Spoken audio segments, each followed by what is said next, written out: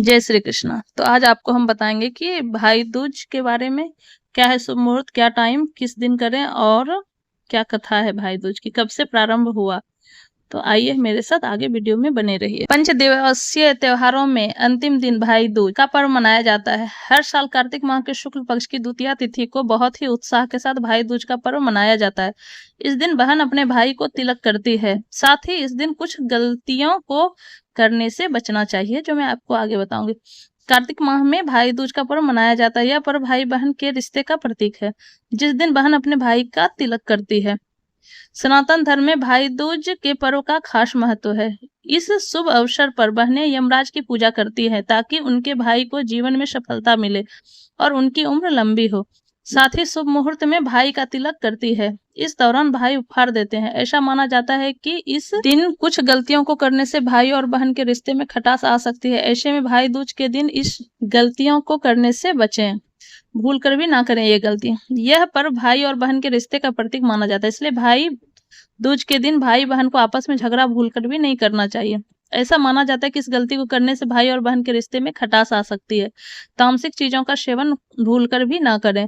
इसके अलावा भाई के द्वारा दिया गया उपहार का निरादर नहीं करना चाहिए। भाई दूज के दिन बहन को तिलक करने से पहले अन्न का सेवन नहीं करना चाहिए।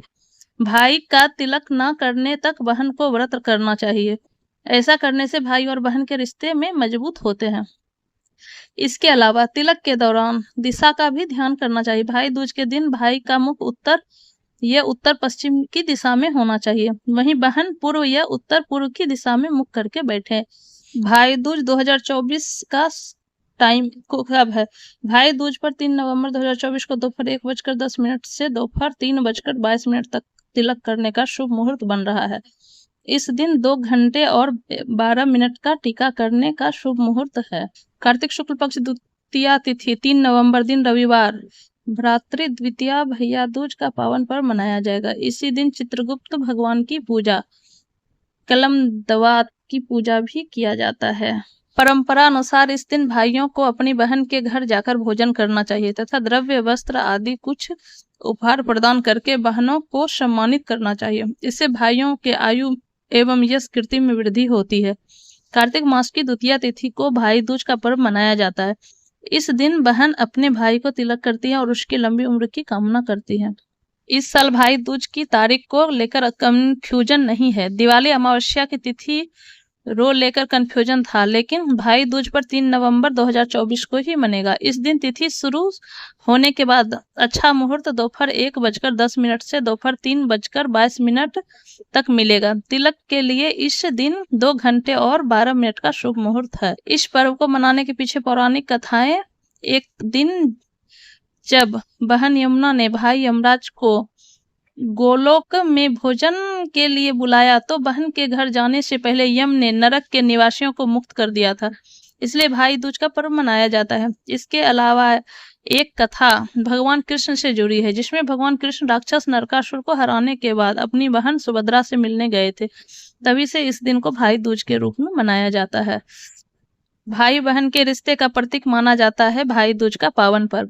वहीं भाई दूज की पूजा और व्रत बिना कथा सुने पूर्ण नहीं होते हैं। दिवाली के बाद भाई दूज का त्योहार आता है, जो भाई बहन के रिश्ते का प्रतीक माना जाता है। इस साल भाई का त्योहार 3 नवंबर के दिन पड़ रहा है। इस दिन बहनें भाई की सलामती के लिए यमराज की पूजा करने के पश्चात भाई को तिलक लगाती है। भाई दूज का पूजा के दौरान भाई दूज की कथा सुनना बेहद महत्वपूर्ण और फलदायक माना जाता है। तो आगे आपको मैं कथा पढ़ के सुनाती हूँ। भाई दूज की कथा। भगवान सूर्य नारायण की पत्नी छाया है। भगवान सूर्य और छाया के पुत्र और पुत्री हैं यमराज तथा यमुना जी। यमुना जी को अपने भाई यमराज से बड़ा लगाव था। वह उनसे बराबर निवेदन करती रहती कि अपने इष्ट मित्रों के साथ आकर उनके घर भोजन करें। काम में व्यस्तता के चलते यमराज जी बहन की बात को टालते रहे।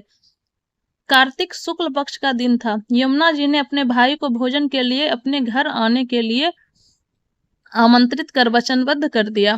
यमराज ने सोचा कि मैं तो प्राणों को हरने वाला हूँ, मुझे कोई भी अपने घर नहीं बुलाना चाहता। बहन जिस सद्भावना से मुझे बुला रही है उसका पालन करना मेरा धर्म है। बहन के घर आते समय यमराज ने नरक निवास करने वाले जीवों को मुक्त कर दिया। यमराज को अपने घर आया देख यमुना की खुशी का ठिकाना नहीं रहा। उसने स्नान कर पूजा करके व्यंजन परोसकर भोजन कराया। यमुना द्वारा किए गए आतिथ्य से यमराज ने प्रसन्न होकर बहन को वर मांगने का आदेश दिया।